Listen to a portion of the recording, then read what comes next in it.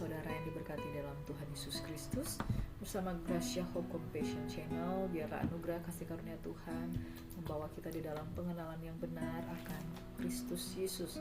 Bapak Ibu Saudara, mari kita akan merenungkan firman Tuhan. Sebelumnya mari kita berdoa. Bapa, terima kasih Tuhan, pagi hari ini Engkau telah membangunkan kami dengan tubuh yang sehat diberkati. Kami rindu untuk mendengarkan sabda firman-Mu, merenungkannya dan melakukan firman-Mu. Dan siang dan malam kami memuji dan menyembah Engkau Tuhan, supaya langkah kami tidak menyimpang daripada-Mu. Kami mau sambut kebenaran firman-Mu di dalam nama Yesus Tuhan kami berdoa, haleluya, amin.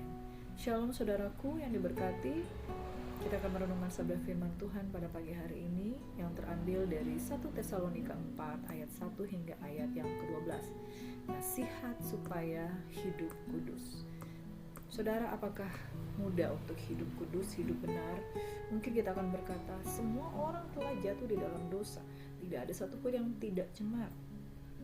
Tidak mungkin kita hidup dalam kekudusan. Tidak mungkin kita tidak bercelah sedikit pun. Tetapi kemarin kita sudah belajar bahwa Tuhan menginginkan kita supaya kita tidak cemar dan supaya kita hidup kudus di dalam Tuhan. Demikian firman Tuhan, mari kita baca bersama-sama. Akhirnya saudara-saudara, kami minta dan nasihatkan kamu dalam Tuhan Yesus. Kamu telah mendengar dari kami bagaimana kamu harus hidup supaya berkenan kepada Allah. Hal itu memang telah kamu turuti, tetapi baiklah kamu melakukannya lebih bersungguh-sungguh lagi. Kamu tahu juga petunjuk-petunjuk mana yang telah kami berikan kepadamu atas nama Tuhan Yesus. Karena inilah kehendak Allah, pengudusanmu, yaitu supaya kamu menjauhi percabulan, supaya kamu masing-masing mengambil seorang perempuan menjadi istrimu sendiri dan hidup di dalam pengudusan dan penghormatan, bukan di dalam keinginan hawa nafsu seperti yang dibuat oleh orang-orang yang tidak mengenal Allah. Dan supaya dalam hal-hal ini jangan memperlakukan saudaranya dengan tidak baik atau memperdayakannya, karena Tuhan adalah pembalas dari semuanya ini, seperti yang telah kami katakan dan tegaskan dahulu kepadamu. Allah memanggil kita bukan untuk melakukan apa yang cemar, melainkan apa yang kudus. Saudara, sampai di sini kita perhatikan. Ketika Tuhan berbicara tentang kekudusan, pertama kali Dia katakan jauhi percabulan. Mengapa saudara? Karena di dalam percabulan, di situ ada ketidakkudusan. Di dalam percabulan, di situ ada pencemaran. Saudara, percabulan itu seperti apa? Ketika seseorang menghampiri perempuan yang bukan menjadi istrinya sendiri. Tapi ketika engkau menghampiri seorang perempuan yang adalah istrimu, maka saudara hidup di dalam pengudusan dan penghormatan. Karena ketika seorang mendekati seorang perempuan yang bukan istrinya, itu adalah percabulan, itu adalah keinginan hawa nafsu, itu adalah orang-orang yang tidak mengenal Allah. Dalam hal ini jangan orang memperlakukan saudaranya dengan tidak baik dan memperdayakannya.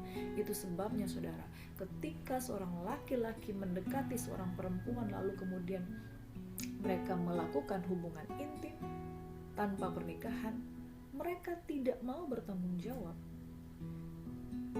dan itu memperdaya wanita. Pelecehan. Saudara, atas nama percintaan, pacaran, tunangan, lalu seorang mendekati perempuan itu dengan cara yang tidak lazim, yaitu melakukan hubungan suami istri padahal belum suami istri, itu adalah percabulan, memperdaya, lalu kemudian tiba-tiba meninggalkan. Itu sebabnya saudara, pengudusan, bawa kehidupanmu berumah tanggalah supaya engkau tidak jatuh di dalam hawa nafsu yang menyesatkan. Adalah baik jika seorang perempuan dan laki-laki yang ketika berhubungan berpacaran itu tidak melakukan hubungan yang intim. Apalagi saudara sudah bertobat, apalagi saudara sudah mengatakan mengenal Tuhan, tetapi saudara hidup dalam percabulan, maka ketika saudara melakukan pembenaran, itu adalah penipuan, kemunafikan di hadapan Tuhan. Hendaklah kamu masing-masing mengambil seorang perempuan menjadi istrimu sendiri dan hidup dalam pengudusan dan penghormatan. Hidup di dalam ikatan pernikahan yang di dalamnya ada tanggung jawab. Hidup di dalam ikatan pernikahan di dalamnya ada sifat saling mengasihi. Orang yang tidak membangun rumah tangga, dia akan memperlakukan pasangannya dengan seenaknya karena tidak menikah, tidak komitmen, tidak menyatu dengan berkat-berkat yang Tuhan berikan dalam hubungan pernikahan. Jadi saudara, ketika saudara masuk gereja dengan alasan saya diampuni Tuhan, saya diterima Tuhan sekalipun saya berdosa, lalu saudara mau melakukan pembenaran, kalau saudara jatuh di dalam percabulan tidak mengapa karena Tuhan mengasihi saudara, saudara tidak kudus. Dan orang yang tidak kudus itu tidak berkenan kepada Tuhan. Saudara, sederhananya nasihat untuk hidup di dalam kekudusan, miliki pasanganmu secara sah di hadapan Tuhan, lalu engkau tidak melakukan percabulan dengan orang yang lain. Hidup kudus itu sederhana. Saudara membangun satu rumah tangga yang di dalamnya ada berkat, ada doa, ada peneguhan, ada tanggung jawab, ada kesetiaan di dalamnya.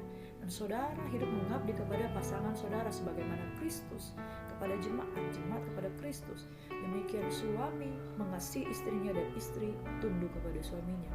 Di dalam rumah tangga, di situ ada pengudusan. Sederhana saudara. Ketika saudara berbicara tentang apa itu hidup kudus, mulailah dengan satu sikap hidup, bangun kehidupanmu, tidak ada percabulan kecuali saudara menghampiri pasanganmu di dalam ikatan pernikahan. Tuhan memanggil kita bukan untuk melakukan apa yang cemar, melainkan apa yang kudus. Bapak ibu saudara yang diberkati, saudara sudah menerima kasih karunia, saudara sudah diampuni dosa-dosa, masa lalu saudara sudah diterima. Apakah kita menyia-nyiakan kemurahan Tuhan dengan hidup mencemarkan diri dengan hawa nafsu saudara yang tidak bisa dikendalikan, hawa nafsu saudara yang tidak bisa dikontrol? Hawa nafsu itu berasal dari iblis. Zina, percabulan, pornografi, pelecehan itu tidak berkenan kepada Tuhan. Dan orang yang dikuasai oleh pelecehan di dalam pikirannya, dia tidak mungkin memuliakan Tuhan. Saudara, hendaklah hidup kudus. Karena itu siapa yang menolak ini, bukanlah menolak manusia, melainkan menolak Allah yang telah memberikannya juga rohnya yang kudus kepada kamu. Tentang kasih persaudaraan tidak perlu dituliskan kepada kamu karena kamu sendiri telah belajar kasih mengasihi dari Allah. Hal itu kamu lakukan terhadap semua saudara di seluruh wilayah Makedonia. Tetapi kami menasihati kamu saudara-saudara supaya kamu lebih bersungguh-sungguh lagi melakukannya. Dan anggaplah sebagai suatu kehormatan untuk hidup tenang, untuk mengurus persoalan-persoalan sendiri dan bekerja dengan tangan, seperti yang telah kami pesankan kepada kamu, sehingga kamu hidup sebagai orang-orang yang sopan di mata orang luar dan tidak bergantung pada mereka. Wow, saudara, ini merupakan satu nasihat, satu teguran kepada jemaat Tuhan. Hidup sopan di mata orang luar dan tidak bergantung kepada mereka. Siapa yang menolak perintah Tuhan untuk hidup kudus, dia tidak sedang menolak manusia, melainkan menolak Allah yang telah memberikan juga rohnya yang kudus kepada kamu. Bapak ibu saudaraku yang diberkati, saya mau katakan, jangan permainkan Tuhan, jangan mencobai Tuhan, jangan mempermalukan Tuhan. Kalau saudara katakan saya sudah bertobat, saya sudah meninggalkan masa lalu, artinya roh Tuhan ada pada saudara. Oleh sebab dia telah memberkati saudara, dia telah menguduskan saudara, dan dia telah memberikan saudara rohnya yang kudus kepada kamu. Ketika saudara menerima rohnya yang kudus, firman Tuhan katakan di dalam 1 Petrus 1 ayat 15 dan 16, kuduslah kamu, karena aku kudus, aku ada di dalam kamu. Bukankah tubuhmu adalah bait Roh Kudus dan Roh Allah diam di dalam kamu? Barang siapa merusak bait Allah, Tuhan akan membinasakannya. Bapak ibu saudaraku, Ananias dan Safira hanya karena mereka memberikan sebagian dari apa yang mereka jual dalam kehidupan mereka, itu tanah mereka, maka mereka langsung rebah seketika itu juga mati. Tuhan punya belas kasihan. Kita tidak sampai mati kalau kita tidak hidup kudus untuk di dunia ini, tetapi Tuhan membuktikan bahwa dia sanggup untuk memisahkan orang yang kudus dan orang yang tidak kudus. Tentang kasih persaudaraan tidak perlu dituliskan kepada kamu karena kamu sendiri telah belajar kasih mengasihi dari Allah. Hidup kudus, mengasihi, dan juga sungguh-sungguh. Hal itu kamu lakukan juga terhadap semua saudara di seluruh wilayah Makedonia. Tapi kami menasihati kamu saudara-saudara supaya kamu lebih bersungguh-sungguh lagi melakukannya. Saudaraku yang diberkati, iman percaya kekristenan saudara kita harus lakukan dengan baik dan benar. Tetapi bukan cuma baik dan benar, tapi sungguh-sungguh. Mata Tuhan menjelajah seluruh bumi untuk mencari orang-orang yang bersungguh hati kepada Dia untuk melimpahkan kekuatannya. Orang yang bersungguh-sungguh pasti kuat. Orang yang bersungguh-sungguh beroleh kekuatan. Orang yang bersungguh-sungguh mendapat perhatian daripada Tuhan. Ayo ayat 11, dan anggaplah sebagai suatu kehormatan untuk hidup tenang, untuk mengurus persoalan-persoalan sendiri dan bekerja dengan tangan seperti yang telah kami pesankan kepadamu. Saudara, jadilah orang percaya, orang Kristen yang memuliakan Tuhan, dengan tidak punya sana masalah, sini masalah, sana masalah, sini masalah. Setiap kali apa yang kamu lakukan berantakan, setiap kali kamu lakukan itu secara random, kamu mengundang masalah dalam kehidupanmu, bertengkar dengan A, bertengkar dengan B, keras kepala dengan A, keras kepala dengan B. Milikilah hidup yang tenang. Jangan kesana kemari punya musuh, jangan kesana kemari penuh pemberontakan, jangan kesana kemari saudara menentang keputusan-keputusan yang ada. Milikilah suatu kehormatan untuk hidup tenang. Uruslah persoalan-persoalanmu sendiri, bekerja dengan tangan, bekerja dengan giat. Jangan cari masalah di tempat pekerjaan, jangan cari masalah di tempat pelayanan, jangan cari masalah di dalam rumah tangga. Tuhan bukankah sudah memberikan engkau takut akan Tuhan itu supaya ada hikmat dalam hidupmu? Selesaikan satu persatu. Orang yang tidak tenang jatuh di dalam berbagai masalah. Orang yang matanya tidak tertuju kepada Tuhan, dia tidak tahu mau cari jawaban kemana.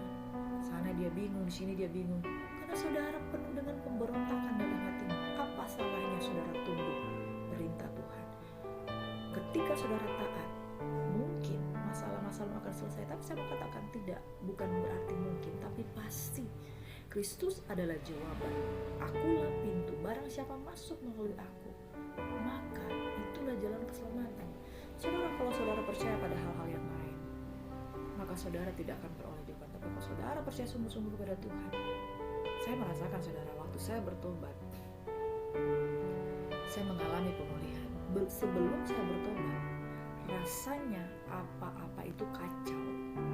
Tapi ketika saya bertobat, seperti satu kamar yang berantakan, ya, benda-benda dalam rumah itu ditata satu-satu pada tempatnya, diberesi, dibenerin, ya. Benda-benda yang berantakan itu seperti itu hatiku, ditata ulang oleh Tuhan. Sepatutnya benda ini ditaruh di sini, sepatutnya benda ini ditaruh di sini, dirapikan. Saudara, kalau saudara hidup bertobat di dalam Tuhan, kekacauan di dalam kehidupan saudara, keputusan-keputusan yang salah di dalam kehidupan saudara, ketika saudara duduk diam tunduk di kaki Tuhan, akan dibenerin satu persatu. Makanya kalau dikatakan adalah suatu kehormatan supaya engkau hidup tenang, uruslah persoalan-persoalan sendiri. Tuhan ketika dia campur tangan, apapun dalam hidupmu diurus oleh Tuhan. Apapun, semuanya, segalanya di dalam hidupmu diurus oleh Tuhan. Satu-satu diletakkan pada porsinya. Kemudian hidupmu mulai teratur, hidupmu mulai terarah. Di dalam hidup yang dituntun oleh Tuhan ada yang namanya ketenangan. Saudara, Tuhan tidak dengan main-main mengatakan adalah suatu kehormatan untuk hidup tenang, karena ketenangan itu bagian dari damai sejahtera. Hendaklah damai sejahtera Kristus memerintah di dalam hidupmu. Saudara, kalau kita tinggal dalam Tuhan, itu nyaman, saudara. Kalau kita tinggal di dalam Tuhan, kita tidak akan berpikir ke sana kemari, kita tidak akan khawatir, karena kita dibentengi dengan perlindungan iman. Kita akan berkata begini, aku tak tahu akan hari esok, tapi aku percaya. Nah, di situ kalau saudara sudah memiliki ketenangan, damai sejahtera itu akan menguasai saudara. Perlahan demi perlahan saudara, masa depanmu akan diarahkan oleh Tuhan. Hiduplah tenang, sehingga kamu hidup sebagai orang yang sopan di mata orang luar dan tidak bergantung pada mereka, karena kita bergantung pada Tuhan. Kenapa bisa hidup sopan? Karena kita tidak sembrono, kita tidak ceroboh, kita tidak panikan. Kenapa ada orang yang memiliki kehidupan yang panik, ya, ada istilah saya mengalami serangan panic attack, karena saudara punya trauma. Kenapa saudara mengalami panic attack? Karena saudara pernah mengalami hal-hal yang mengejutkan dalam hidupmu, karena saudara belum tahu bagaimana harus mengandalkan Tuhan. Akhirnya kacau. Ketika kita tenang, kita akan hidup sebagai orang-orang teratur, terarah, sopan. Kita tidak curiga dengan siapapun. Orang yang sopan, dia akan menghormati orang lain sekalipun orang itu gak benar. Kenapa bisa sopan? Karena dia bukan melihat orang itu, tapi dia melihat Tuhan. Kenapa kita bisa sopan? Karena kita sopan karena kita sendiri, bukan karena orang lain. Tata krama kita atur bukan karena masalah orang lain, tapi kita sendiri terberkati. Misalnya engkau ada di jalan, ketemu kamu dari rumah udah berdoa udah segala sesuatu, tapi kamu ditabrak dari belakang, lalu orang yang menabrak kamu marah-marah. Saudara, mungkin ternyata dia punya masalah yang dia gak selesaikan dalam hidupnya, makanya dia memaki, dia membuang kata sia-sia. Kita yang sudah berdoa, kalau kita di dalam Tuhan, kita akan tetap sopan karena kita hidup benar, kita sudah melakukan yang sebaiknya. Kasihan orang-orang yang mungkin saudara yang menabrak kita itu, dia mungkin di rumah dia mengalami yang namanya kekecewaan yang begitu besar, pahitnya dia tumpahkan kepada orang lain. Itu terjadi, saudara. Kamu hendaklah hidup sebagai orang-orang sopan di mata orang luar, karena kita sudah dibenerin oleh Tuhan, kita sudah dituntun oleh Tuhan. Damai sejahtera dalam kehidupan kita, kekudusan ada di hidup kita. Kita gak punya rasa tertuduh, kita gak punya rasa insecure, kita aman. Orang yang aman hidupnya akan sopan. Orang yang hidupnya tinggal di dalam satu rasa aman dalam Tuhan, dalam perlindungan Tuhan, hidupnya akan sopan. Tapi orang yang tidak punya rasa aman, insecure dalam segala suatu ketakutan, anxiety, ya, punya kepanikan yang tiba-tiba, ADHD, saudara, itu punya kata-kata yang sewaktu-waktu pahit yang keluar, sewaktu-waktu kekecewaan, sewaktu-waktu kemarahan yang keluar. Mereka gak bisa sopan, saudara. Makanya saudara kalau ketemu di orang di luar, saudara sudah manis-manis dari dalam, sudah berdoa, ketemu di luar dimaki-maki sama orang ini punya masalah, dia punya mental health, dia punya problem. Apa yang harus kita lakukan? Doakan dia. Mungkin dia butuh Tuhan dalam hidupnya. Mungkinkah aku dapat hidup kudus? Firman Tuhan katakan, bukan cuma mungkin.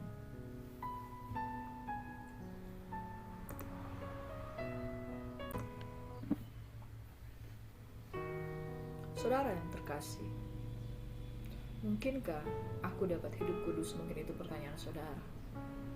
Tidak ada yang tidak mungkin. 1 Petrus 1 ayat 14-16 berkata begini, hiduplah sebagai anak-anak yang taat, dan jangan turuti hawa nafsu yang menguasai kamu pada waktu kebodohanmu, tapi hendaklah kamu menjadi kudus di dalam seluruh hidupmu, sama seperti Dia yang kudus yang telah memanggil kamu. Sebab ada tertulis, kuduslah kamu sebab aku kudus. Saudara, kekudusan itu adalah milik Tuhan. Dan ketika Dia menaruh ruhnya di dalam kehidupanmu, kamu akan menjadi kudus sebagaimana Dia adalah kudus. Dia ada di dalammu, maka kekudusan akan menjadi bagianmu juga. Bagaimana cara kita hidup kudus? Berespon. Hiduplah, artinya ada peranan kita. Tuhan sudah berikan ruhnya yang kudus, peranan kita apa? Hiduplah, hidupilah sebagai anak-anak yang taat kepada Tuhan yang ada di dalammu. Nafsumu di dalam daging jangan dituruti. Itu menguasai kamu pada waktu kebodohan di masa lalumu. Tapi hendaklah kamu menjadi kudus dalam seluruh hidupmu, bukan sebagian hidupmu, bukan setengah hidupmu, bukan 1-2 hidupmu, bukan ada yang kau sembunyikan di hadapan Tuhan, tapi seluruh hidupmu sama seperti Dia yang kudus yang telah memanggil kamu. Yang telah memanggil kita adalah Tuhan, maka Dia sanggup. Saudara kalau dipanggil oleh presiden, Dia akan memberikan fasilitas, Dia akan memperlengkapi saudara.